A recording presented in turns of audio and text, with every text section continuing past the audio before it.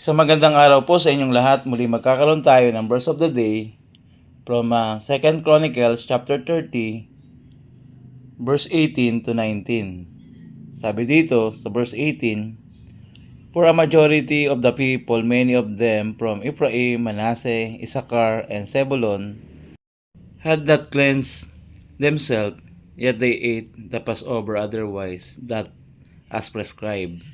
For Hezekiah had prayed for them, saying, May the good Lord pardon everyone who sets his heart to seek God, the Lord, the God of his fathers, even though not according to the sanctuary's rules of cleanness." Salamat sa salita ng Panginoon. Kung babasahin natin yung mga naunang talata, ito yung panahon ay pinagdiriwang yung tinatawag ng araw ng Pasko. Marami sa kanila ang nakisa doon, ngunit unclean. Ngunit si Haring Hezekiah sa idinalangin sila ng to pardon everyone sa pamamagitan ng Diyos.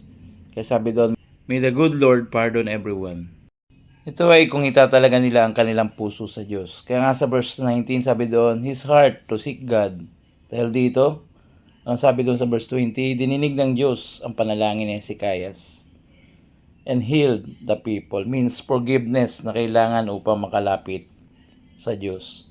Kaya kung tayo hingi ng tawad sa Diyos, tiyakin natin ang ating puso ay tunay na magtalaga ng buhay. Buhay na may tunay na pagsisisi at paghingi ng tawad sa Diyos dahil ang Diyos ay mabuting Diyos.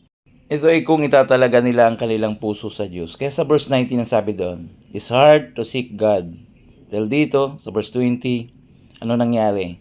Tininig ng Diyos ang panalangin ni Hezekiah and healed the people. Means forgiveness na kailangan upang makalapit sa Diyos. Kaya kung tayo hingi ng tawad sa Diyos, tiyakin ang ating puso ay tunay na magtalaga ng buhay sa Panginoon. Yung buhay na may tunay na paghingi ng tawad o pagsisisi sa ating kasalanan.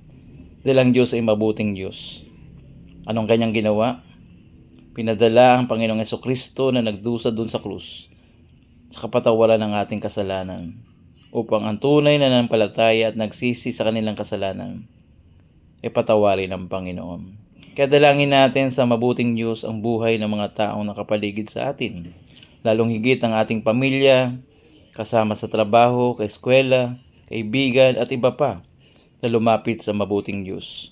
Kung hindi nangyayari ito sa iyo, ilapit mo ang buhay mo sa Panginoon upang makalapit ka na may tunay na pagsisisi sa Diyos.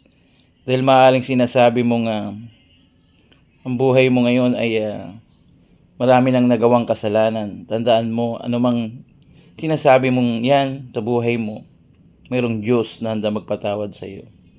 Na kung sa tingin mo, sa dami ng iyong pagkakamali, hindi ka na mapapatawad ng Diyos. Nagkakamali ka. Kung hanapin mo lang ang Panginoon, natatagpuan mo siya.